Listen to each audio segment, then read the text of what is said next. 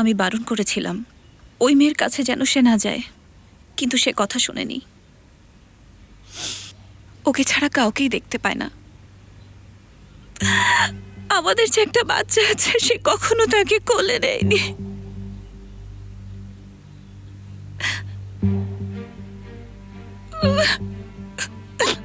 আমি ভেবেছিলাম এটা হয়তো সাময়িক একটা মোহ, কিন্তু না, সে একেবারে বদ্ধ পাগল হয়ে গেছে।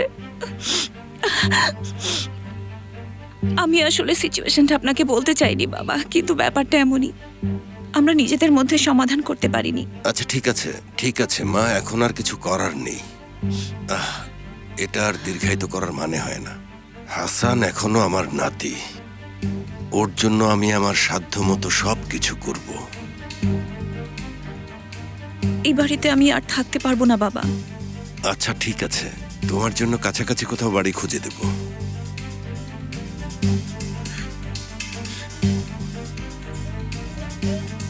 আমার আমার কোনো ইনকাম নেই বাবা, আপনি তো জানেন। এটা নিয়ে তুমি একদম চিন্তা করো না, তোমার সুবিধার জন্য আমি যে কোনো কিছু করব। আমাকে বলো, মাসে তুমি কত টাকা চাও? না বাবা, কি বলছেন? আমি কি বলবো? আপনি যা ভালো মনে করবেন তাই দেবেন। তবে বাবা, মাঝে মাঝে আপনাকে ওখানে যেতে হবে কিন্তু। ঠিক আছে, তোমার জন্য একটা গাড়ি আর ড্রাইভারের ব্যবস্থাও করব। সবই ঠিক আছে। আমার শুধু একটা শর্ত আছে। বলুন বাবা। আমার নাতি অন্য কাউকে বাবা বলে ডাকবে না। আচ্ছা ঠিক আছে বাবা, যা বলবেন ঠিক আছে, এটাই হবে। হাসান তার সৎ বাবার সাথে বড় হোক আমি চাই না। সম্মতি দিচ্ছ? সম্মতি দিচ্ছি বাবা।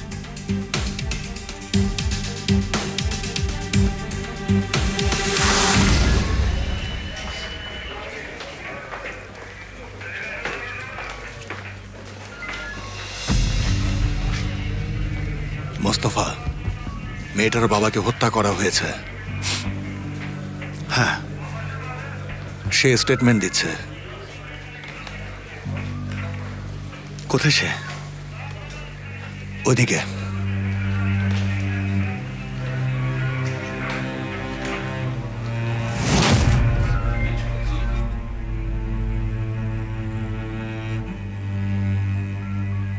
এরকম ম্যাডাম? তার চুল ছিল কিছুটা সোনালী কালার। চোখ একটা সাদা? হ্যাঁ। আচ্ছা, আমি এখনই আসছি।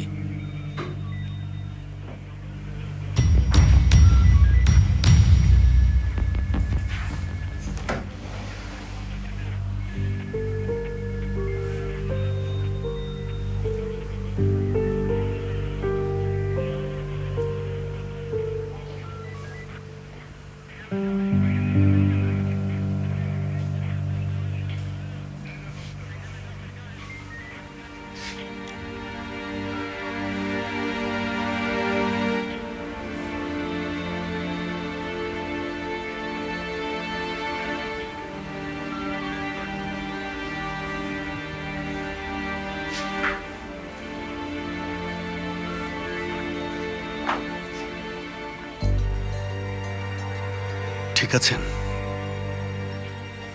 কাল রাতে তুমি কোথায় ছিলে বলো তো? আসলে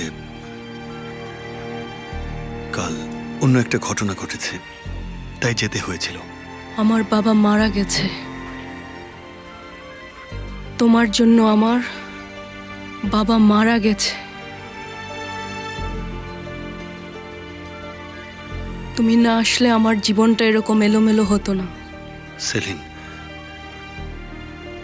যাই হোক ওরা আপনার বাবাকে খুঁজে বের করত। আর কখনো তুমি আমার সামনে আসবে না, শুনতে পেয়েছো? কখনো না।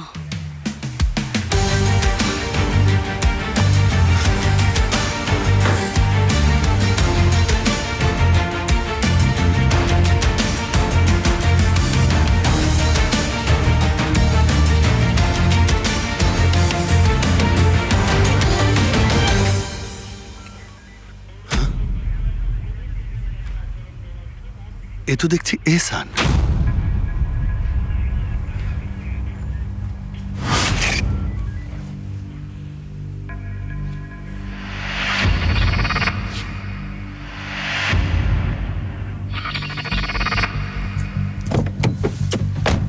হ্যাঁ, কি অবস্থা? খুবই অদ্ভুত একটা ঘটনা ঘটেছে ফেরিয়া। কি হয়েছে? সেলিনের বাবাকে যে গুলি করেছিল সে এহসান ছিল। তাকে এখনো বাহিরে মেরে ফেলেনি? জানি না, কিছু বুঝতে পারছি না। এই লোক তাহলে বেঁচে আছে? কি জানি।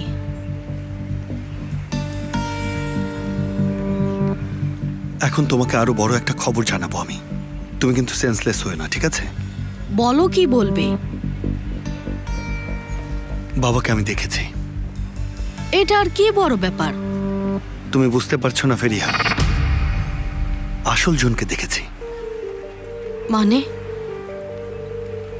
এইসব তুমি কি বলছো ভাইয়া? আমাদের এখন ইসমাইলের কাছে যেতে হবে। কোথায় দেখলে তাকে? কিভাবে দেখলে? ফেরিয়া ওয়েট, আমি সবকিছু ব্যাখ্যা করছি, 1 মিনিট। আপা, আপনি আমাকে ক্ষমা করে দিন। আমি জেলে যেতে চাই না, দয়া করুন আপনি আমাকে। চুপ করো। ম্যাডামের উপর আক্রমণ করে তুমি এখন ক্ষমা চাইছো? শুনুন ম্যাডাম, ওকে এভাবে দেখে আপনি দুঃখ পাবেন না। এর আগেও চুরির অভিযোগে গ্রেপ্তার করা হয়েছিল। এক ম্যাডামের জিনিস চুরি করলো, কিন্তু তিনি অভিযোগ করলেন না। এখন আপনার সামনেও ভালো সাজছে। কি চুরি করেছে? একটা ঘড়ি। ভাগ্য ভালো, ঘড়িটার সিরিয়াল নাম্বার ছিল। ওই ম্যাডাম একজন বিখ্যাত লোকের মেয়ে ছিলেন। সেই যে সাংবাদিক যিনি মারা গেছেন, নামটা যেন কি, উনাল নাকি? উনসাল উজবাকান। হ্যাঁ হ্যাঁ, ওনার মেয়েই। খুব দয়ালু ওই ম্যাডাম। করোনা হলো তাই ওকে ছেড়ে দিল। যদি পারমিশন দেন, ওনার সাথে আমি 2 মিনিট কথা বলতে চাই। নিজেকের মধ্যে জড়াবেন। প্রবলেম নেই, 2 মিনিট এখানেই আছে, কোথাও যাব না। প্লিজ একটু আসবেন। আসুন। এই ঘড়ির বিষয়টা আসলে কি আমাকে বলবেন? দেখুন, আমি কিন্তু কোনো কমপ্লেন করব না, ছাড়া পেয়ে যাবেন। কি ঘটেছে বলুন। আমি রাস্তায় ঘড়িটা পেয়েছি, এটুকুই। উনি আপনার নামে কমপ্লেন না করে আমাকে আক্রমণ করতে বলেছে আপনাকে, তাই না? দেখুন, আমি ওকে চিনি। ও আমার পেছনে লেগেছে। বলুন আমাকে। ওই মহিলা সত্যিই পাগল। সে নিজেই আমাকে পেটাতে বলেছে, আর বিনিময়ে তার ঘড়িটা দিয়েছে। তার মানে আপনি ওকে মেরেছেন? সত্যি বলতে সে নিজেই এটা চেয়েছে, আর আমিও করেছি। তারপর আমি এভাবে হঠাৎ ধরা পড়ে গেলাম। সেই মারতে বলেছে, টাকাও দিয়েছে। বুঝেছি। দারুণ তো, দুর্দান্ত। আচ্ছা শুনুন, মন দিয়ে কথা শুনুন। আপনার সাথে একটা ডিল করতে চাই আমি।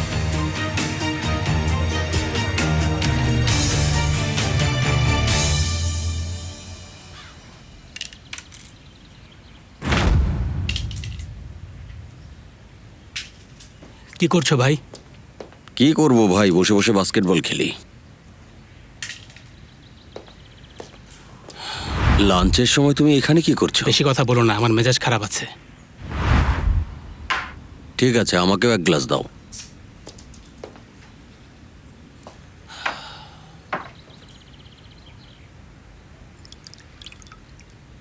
সব ঠিক আছে তো? এখন থেকে তোমার ভাইয়ের মুখে আর হাসি থাকবে না, সবসময় শুধু কাঁদবে। আমরা আলাদা হই বা বিয়ে করি, কখনোই আমরা সুখী হব না। আমার উপরওয়ালা আমার ভাগ্য এতটাই কালো কলম দিয়ে লিখেছে, কি আর বলবো। সমস্যাটা কি?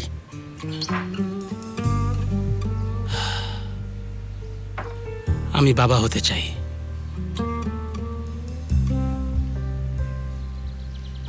আমার বউকে এটা বললাম, সে আমাকে বলল এটা সম্ভব না, আমি অসুস্থ। আসলে ভাই, সে তো ঠিকই বলেছে, সে তো অসুস্থ। আচ্ছা মনে করো তোমার একটা সন্তান হবে, তুমি তাকে কোলে নেবে, চুমু খাবে, ঘ্রাণ নেবে, বাবা বলে ডাকবে। সে হয়তো তোমাকে চিনবেও না। সে তো ঠিকই বলেছে। হ্যাঁ, আমি জানি সেটা। তুমি একদম ঠিকই বলেছ, সেটাও জানি আমি। কিন্তু আমি কার বিরুদ্ধে লড়বো? আমার কষ্টের কথাগুলো কাকে বলবো? ধরো আমরা মোমের তৈরি একটা নৌকায় আছি, আর সূর্যের দিকে যাচ্ছি, আর এটাই হচ্ছে আমাদের নিয়তি। সুখের কাছে যাওয়ার আগে গলে যাচ্ছি।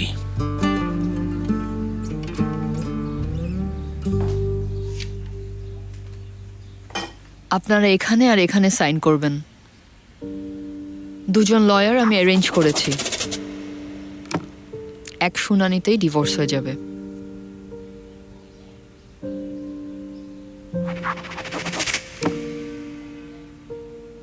বিবাহ বিচ্ছেদ উপরওয়ালার দৃষ্টিতে সবচেয়ে অপছন্দের কাজ, তোমরা তো জানো তাই না? এটা ছাড়া এখন আর কোনো উপায় নেই। আমাদের দুজনের জন্য এটা ভালো হয়েছে বাবা, চিন্তা করবেন না।